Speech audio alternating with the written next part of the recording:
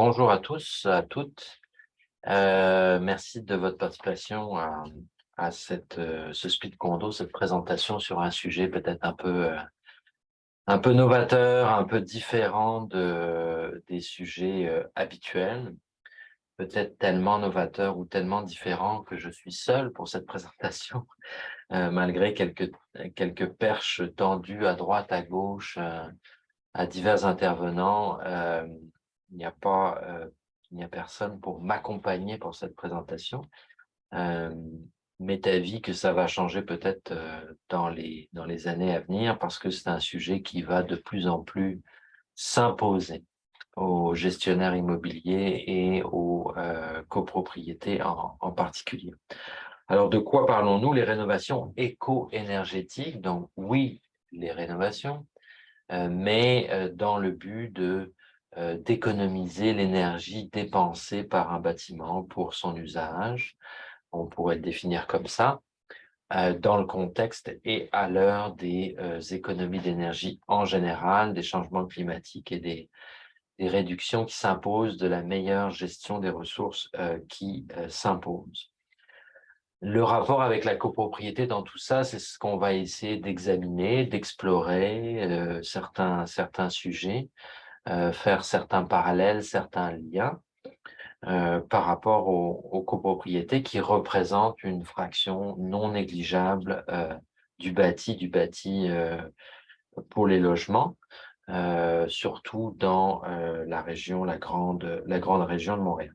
Alors d'abord, en partant, quelques rappels sur des éléments de base. Alors beaucoup vont trouver que c'est peut-être connu, que on n'apprend pas nécessairement grand-chose à cet égard, mais c'est important de rappeler les bases pour ensuite discuter du reste. Alors d'abord, l'objet d'un syndicat de copropriété.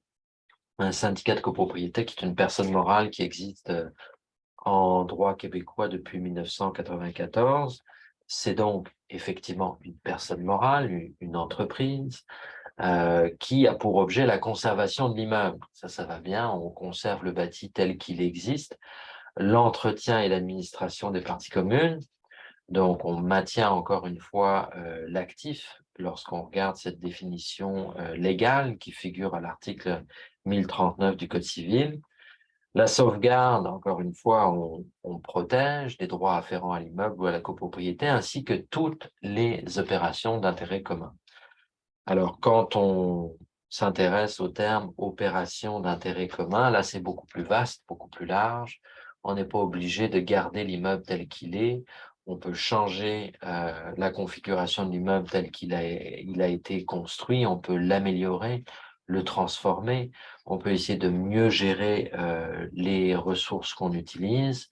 Donc, évidemment, on n'est pas obligé de s'en tenir à ce qui est. On peut améliorer ce qui est.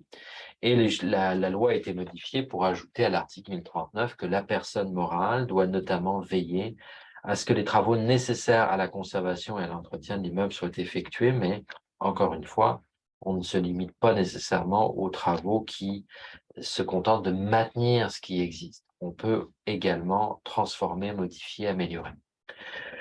Le syndicat peut faire partie d'un syndicat, peut être tout seul, finalement, mais aussi faire partie d'un groupe de syndicats. Soit il y a plusieurs syndicats, parce qu'il y a un syndicat horizontal et des syndicats verticaux, et il peut y avoir, parmi l'ensemble de ces syndicats, un partage de ressources.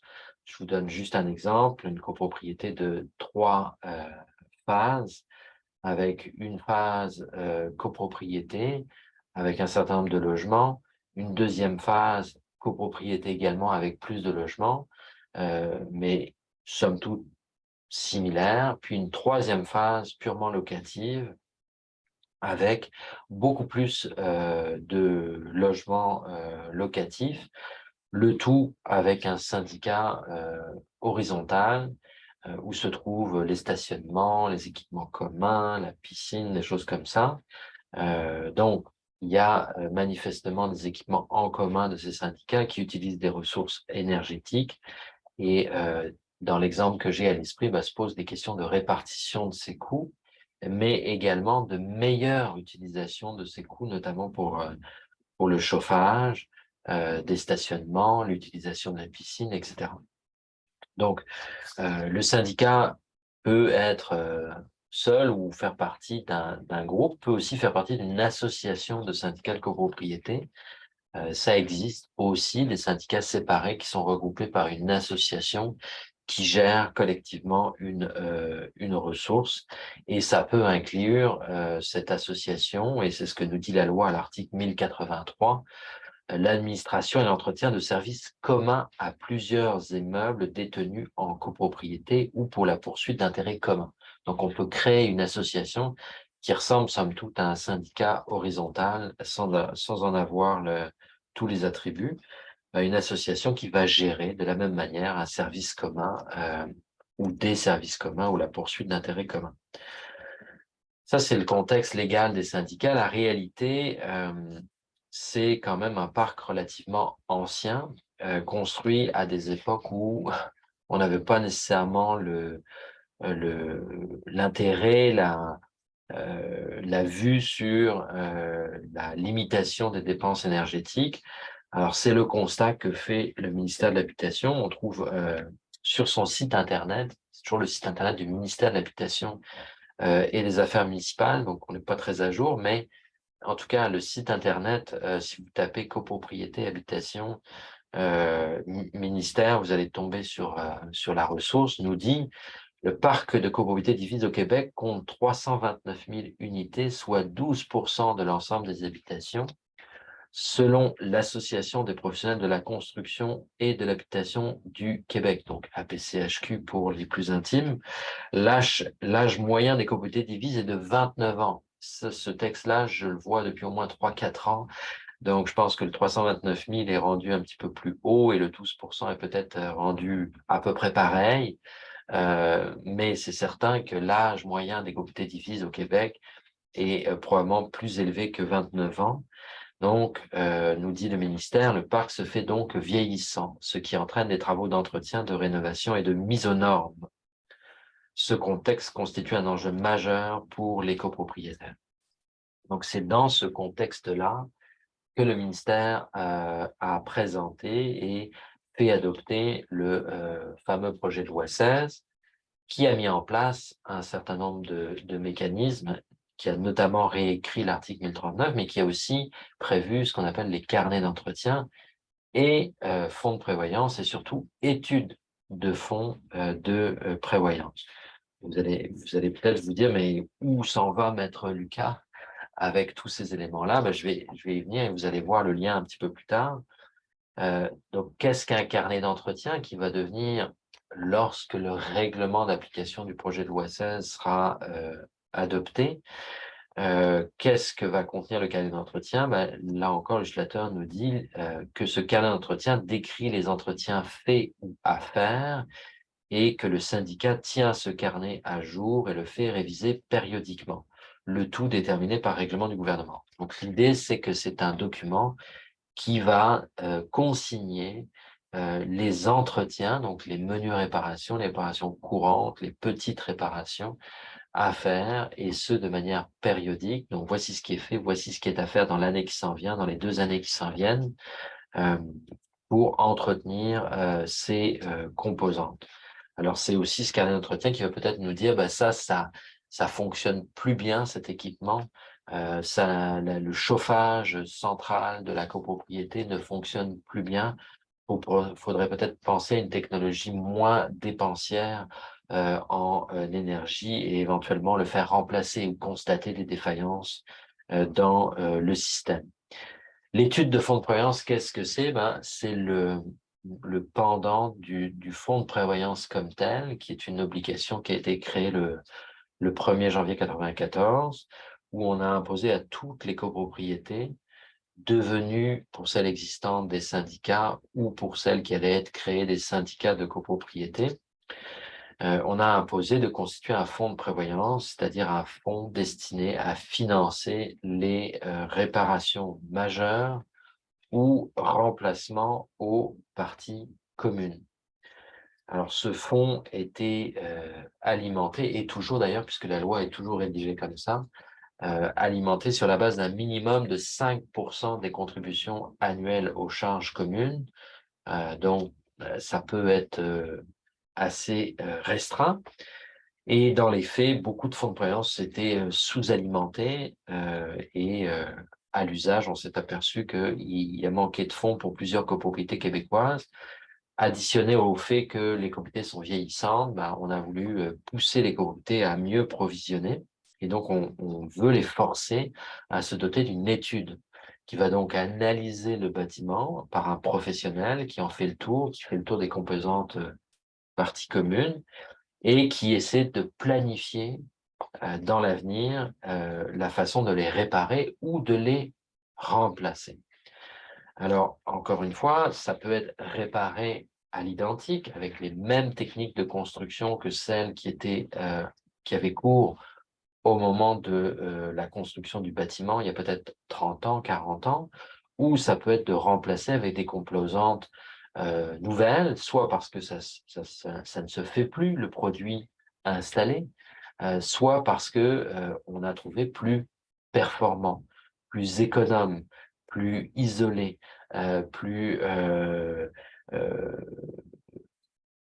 moins dépensier en termes de coût d'énergie.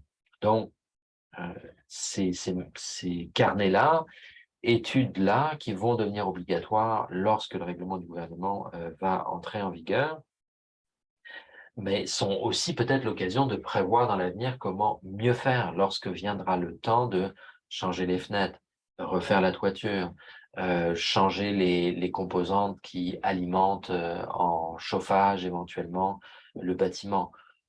Comment mieux faire pour les espaces de stationnement? Est-ce qu'on va les doter de bornes électriques, etc., etc. Ce que je veux vous passer comme message, c'est que rien n'interdit dans l'étude de fonds de prévoyance de prévoir à améliorer par la même occasion qu'on répare ou qu'on remplace le bâtiment. Alors, est-ce que ces deux mécanismes, carnet d'entretien et étude de fonds de prévoyance, sont en vigueur? Là encore, le site du ministère de la Justice, du ministère de la Justice, du ministère de l'Habitation, du ministère de l'Habitation et des Affaires municipales, donc MAMACH, nous indique ceci dans une espèce de question-réponse qui suit le texte que je vous ai cité un petit peu plus haut. Est-ce que les dispositions sur l'étude du fonds de prévoyance et le carnet d'entretien sont présentement en vigueur? Non. Elles seront en vigueur lorsqu'un règlement du gouvernement du Québec aura été adopté, soit en 2023, selon les prévisions actuelles. Alors, je vais régulièrement sur cette page pour voir s'il y a des nouvelles qui nous auraient échappé. Et à chaque fois, je vois que la date passe de 2021 à 2022 et à maintenant 2023. Donc, il y a quelqu'un au ministère qui s'occupe de mettre à jour cette date-là, mais je ne sais pas où en sont les activités du ministère sur la rédaction du règlement comme tel. Pour l'instant, on n'a pas d'indication que le règlement soit même publié pour commentaire. Donc, on n'a pas de perspective que ça va entrer en vigueur sous peu. Ceci étant, il y a beaucoup de copropriétés québécoises qui ont commencé à se doter d'un carnet d'entretien ou d'une étude de fonds de prévoyance qui est parfois le même document.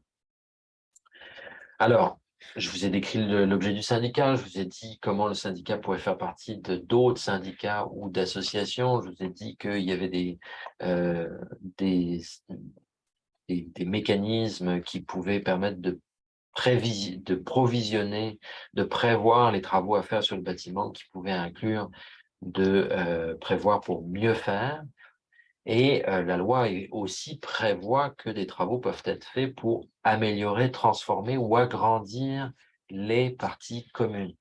Et c'est ce que prévoit l'article 1097 du Code civil du Québec qui nous dit que c'est à l'Assemblée des copropriétaires de décider des travaux de transformation, d'agrandissement ou d'amélioration des parties communes. Le texte de l'article 1097 nous dit sont prises par des copropriétaires représentant les 3/4 des voix des copropriétaires présents ou représentés, les décisions qui concernent, petit 2 dans l'énoncé de 1097, les travaux de transformation, d'agrandissement ou d'amélioration des parties communes, ainsi que la répartition du coût de ces travaux et la constitution d'une hypothèque mobilière pour les financer.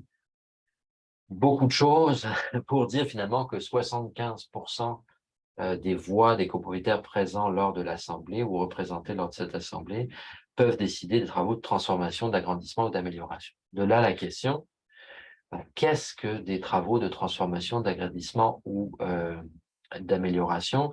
Est-ce que le fait de remplacer une fenêtre simple vitrage par une fenêtre triple vitrage est un travail d'amélioration ou est-ce que c'est simplement utiliser une technique qui a cours aujourd'hui?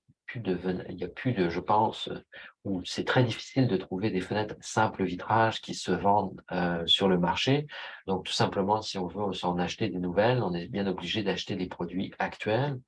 Donc, ce n'est pas nécessairement des travaux de transformation ou d'amélioration parce qu'on utilise des techniques d'aujourd'hui qui peuvent être éco ou plus éco-énergétiques parce qu'elles vont mieux isoler le bâtiment, donc moins dépenser d'énergie pour le chauffer, par exemple, ou le climatiser, par exemple. Donc, ce n'est pas nécessairement des travaux de transformation. Même exemple pour la toiture. La toiture, le fait de remplacer du gravier par une toiture de type membrane, toit blanc, ben, ce n'est pas nécessairement une transformation comme telle parce que la technique des graviers n'est pas forcément disponible sur le marché ou est peut-être même plus dispendieuse que ne pourrait l'être la technique plus utilisée, plus courante, plus actuelle, ou tout simplement parce que c'est imposé par l'arrondissement dans lequel on se situe. On ne peut pas faire autrement que d'utiliser ce type de matériaux dans l'arrondissement en question, où on se situerait à Montréal, ou dans la ville, la municipalité où on se trouve. C'est plus permis d'utiliser ce genre de matériaux.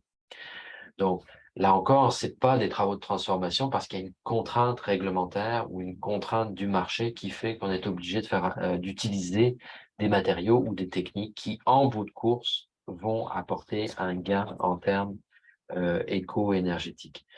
Si par contre, on veut vraiment purement faire des travaux dans le but d'atteindre des économies d'énergie, ben, pour le moment, c'est plutôt optionnel. Lorsque la réglementation de la ville de Montréal peut-être va devenir un petit peu plus contraignante, on ne sera plus nécessairement dans des travaux de transformation, d'agrandissement ou d'amélioration, on sera dans des travaux obligatoires. Et c'est important de le comprendre parce que l'organe qui va décider de ces travaux va être différent.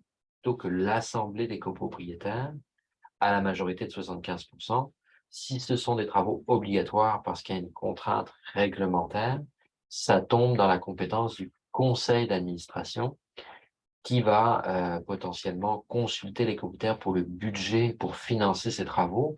Mais quant à la décision de réaliser les travaux, ça va être de la compétence du conseil d'administration. Alors, je vous parle de contraintes réglementaires parce qu'une des contraintes réglementaires à Montréal, euh, pour l'instant, elle est légère, mais de plus en plus, elle va devenir importante, c'est la réglementation sur la cotation des bâtiments en regard des GES, des gaz à effet de serre.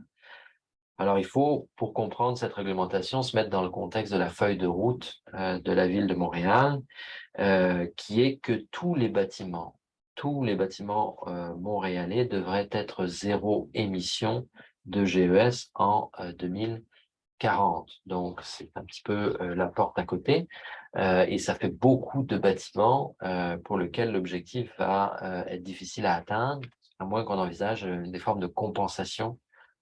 Donc, génération de GES compensée par autre chose qui va éventuellement être disponible ou possible. Quoi qu'il en soit, la réglementation prévoit 3 phases. Première phase, c'est la phase de la divulgation. Donc, on impose de transmettre les données de consommation d'énergie du bâtiment à la ville de Montréal, de façon à ce qu'elle attribue une cote, elle situe le bâtiment sur une échelle de comparaison avec des bâtiments similaires, où on est par rapport aux autres. Et finalement, la troisième phase, c'est une phase de performance, c'est-à-dire qu'on veut mettre en place des normes de performance à atteindre selon le type d'utilisation de bâtiment. Donc, on veut contraindre à s'améliorer éventuellement par rapport à la cote ou à la situation que l'on a. Pour l'instant, cette troisième phase-là, elle est dans le viseur, mais elle n'est pas écrite, mais elle est très certainement en travail. Donc, c'est un peu anticipé que de se dire, on doit faire des travaux au bâtiment, on sait qu'il est vieillissant, on a une étude de fonds de prévalence qui va être faite pour documenter tout ça. On sait que dans un contexte montréalais, voire un contexte provincial, parce qu'il est peut-être question que la réglementation de Montréal préfigure la réglementation nationale, ben, on prévoit, on provisionne en fonction de euh, cette contrainte qu'on va éventuellement avoir à plus ou moins court terme. Donc, pour l'instant, seule la ville de Montréal et ses arrondissements sont concernés et plus restreint que ça, administrativement, là, ça veut dire la ville de Montréal comme telle et ses arrondissements, pas les villes reconstituées. Donc, par exemple, euh, Dorval, Côte-Saint-Luc, Westmount, Montréal-Est, etc., ne sont pas nécessairement concernés par cette réglementation-là. Donc, allez vous renseigner éventuellement sur le site de la ville ou regardez peut-être sur notre site, il y avait eu des présentations que j'avais fait avec des représentants de la ville à ce sujet-là, euh, pour mieux comprendre si vous êtes concerné ou non. Toujours est-il qu'en quelques mots, la réglementation est la suivante.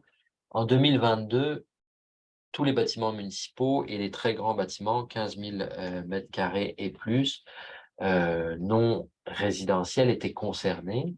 Donc, ça ne concernait pas les copropriétés. À partir de 2023, juin 2023, donc en ce moment même, les grands et multilogements ont commencé à être visés, 5000 mètres carrés et plus, ou 50 unités et plus. Et en 2024, ce sera autour des moyens et multilogements, c'est-à-dire 2000 mètres carrés et plus, ou 25 unités et plus. Ça représente à peu près 4000 unités.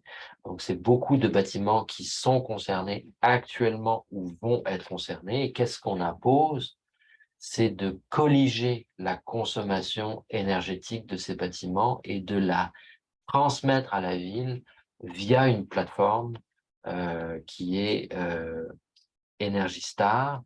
Et on a aussi eu des ententes, semble-t-il, avec la ville et les grands fournisseurs d'énergie, à savoir Hydro-Québec et Énergir, pour que les informations soient pré-téléchargées sur cette plateforme de façon à ce que ça facilite la vie aux copropriétaires. Donc, on voit que ça a commencé à recenser le portrait de consommation énergétique des bâtiments et ça touche les copropriétés comme telles et ça a commencé à toucher beaucoup de copropriétés. Alors, du point de vue des normes, des contraintes, qu'est-ce qu'on va prévoir? Ben, les consommations d'énergie type mazout interdite, consommation d'énergie type bois interdite ou fortement restreinte, consommation d'énergie même au gaz métropolitain, il était question de les restreindre, voire de les interdire. À ce sujet, il y a eu quelques échappées dans la presse, et notamment le fait qu'Hydro-Québec jugeait que c'était un petit peu trop ambitieux de vouloir interdire la consommation de gaz métropolitain à Montréal, parce que ça générait une surconsommation d'hydroélectricité, et que dans le contexte où il y avait déjà beaucoup de perspectives de consommation d'hydroélectricité, ça allait être encore rajouter encore de la difficulté. Donc, on était plutôt d'avis chez Hydro-Québec qu'il fallait prioriser la bi-énergie, puis travailler plutôt sur un gaz métropolitain renouvelable que purement et simplement bannir l'utilisation du gaz métropolitain. Mais concrètement, c'est ça dont on parle. À terme, on va finir par dire, bah, vous ne pouvez plus consommer ce type d'énergie où vous ne rentrerez plus dans les cases voulues. Donc, on va à terme imposer la transformation de bâtiments, et ce qui est peut-être optionnel aujourd'hui pour mieux consommer l'énergie, réduire les charges communes, gagner peut-être la dépense que l'on fait pour réaliser les travaux en baisse de consommation énergétique, donc en baisse de contribution aux charges communes, bah, ça va peut-être devenir demain on est obligé d'arrêter de consommer cette énergie-là, donc on est obligé de réaliser des travaux qui vont éventuellement aboutir en bout de ligne au même résultat. C'est pour ça le sujet de la rénovation éco-énergétique, c'était essayer de vous sensibiliser au fait qu'il pouvait y avoir la notion d'économie dans vos rénovations, pas uniquement d'économie financière, mais d'économie en termes de consommation d'énergie. Alors, quelques petites bonnes nouvelles, des programmes de subvention qui existent. Le premier programme intéressant qu'on peut signaler est un programme d'Hydro-Québec qui s'appelle Logivert. C'est un programme qui permet d'obtenir une aide financière pour la mise en place de mesures éco-énergétiques. Alors, les habitations qui sont admissibles, si on va sur le site internet d'Hydro-Québec, on regarde le guide qui a été fait pour cette aide-là, qui est, semble-t-il, disponible à partir de juillet. Donc, en ce moment même, ce serait le départ du programme. Ce serait une copropriété, partie privative, ou un appartement d'un immeuble résidentiel de 20 logements et plus alimenté par un compteur électrique distinct, à condition que les mesures soient mises en place dans le logement ou par le propriétaire. Les travaux et les installations dans les aires communes ne sont pas admissibles au programme Logivert. Toutefois, ils peuvent l'être dans le cadre du programme Solutions efficaces d'Hydro-Québec. Alors, je vous cite le texte que j'ai lu sur ce site. Donc, on comprend que c'est plutôt des travaux de rénovation dans la partie privative. Ça manque un petit peu sa cible pour les copropriétés, mais semble-t-il qu'il y aurait un autre programme qui s'adresserait plus aux copropriétés. Ce que j'ai relevé également en regardant le site Internet, c'est certains types de mesures d'économie d'énergie. Alors, isolation du toit et travaux de calfeutrage. Voilà qui peut être bien intéressant pour plusieurs copropriétés.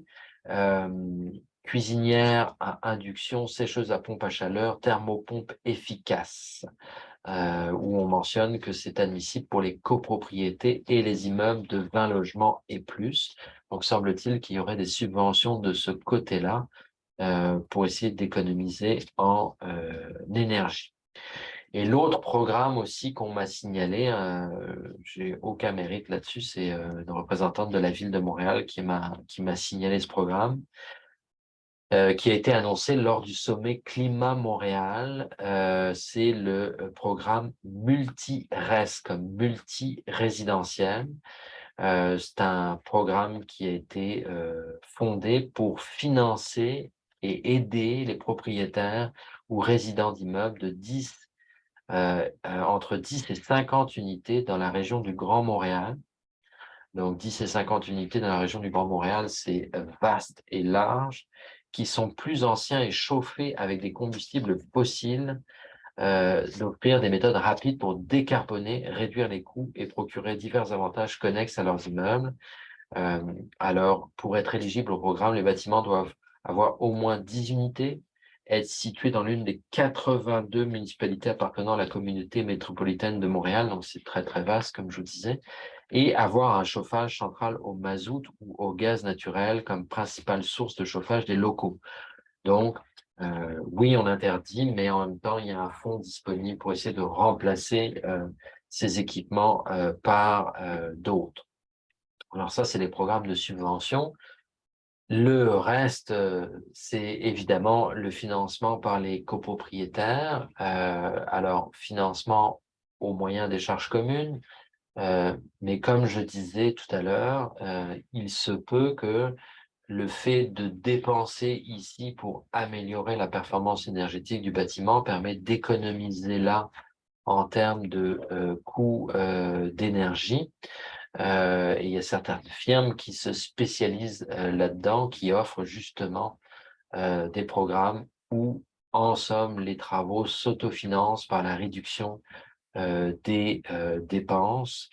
Donc, c'est une forme d'autofinancement. Il y a d'autres formes de financement possibles, évidemment, comme pour tous les travaux, et on en parle à 1097, c'est le financement bancaire. Mais là, vous comprenez que c'est emprunté pour le compte de la copropriété pour faire ce genre de travaux. C'est pas nécessairement ce que tout le monde souhaite. Alors, voici sur le sujet ce que je voulais vous dire, le sujet des rénovations éco-énergétiques. C'est vraiment un sujet un petit peu émergent, beaucoup moins développé qu'en Europe, où le sujet fait un petit peu rage pour les copropriétés européennes, où il y a beaucoup plus de financement public qu'il n'y en a ici en Amérique du Nord.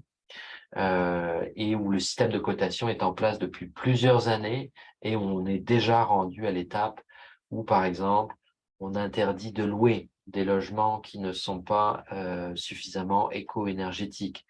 On affiche ces cotes éco-énergétiques au moment de la vente. Les acheteurs prennent en considération les cotes éco-énergétiques au moment de l'achat. En Europe, où on impose aussi des tests de performance énergétique au moment de la vente, avec des professionnels qui certifient la performance comme telle. Peut-être que ce genre de réglementation va s'en venir, mais pour l'instant, c'est à peu près l'état de la nation sur ce sujet-là, du moins, ce que j'ai pu en voir. J'aurais aimé avoir avec moi, puis j'ai lancé plusieurs perches à beaucoup d'intervenants pour essayer de faire venir des entrepreneurs spécialisés dans le domaine dont c'est le but justement d'améliorer la performance énergétique des bâtiments. Le problème qu'on vit beaucoup, c'est que beaucoup de ces entrepreneurs-là spécialisés qui sont très performants s'intéressent plus au secteur industriel et commercial qu'ils ne s'intéressent au secteur résidentiel parce que tout simplement, il y a plus de moyens, tout simplement, il y a plus de volume, d'amplitude et surtout la prise de décision est peut-être plus efficace. Donc, c'est toujours difficile de faire cohabiter ces deux mondes, mais je ne désespère pas de le faire. Donc, possiblement avec le temps, on aura plus d'intervenants qui vont commencer à se manifester sur ce sujet-là.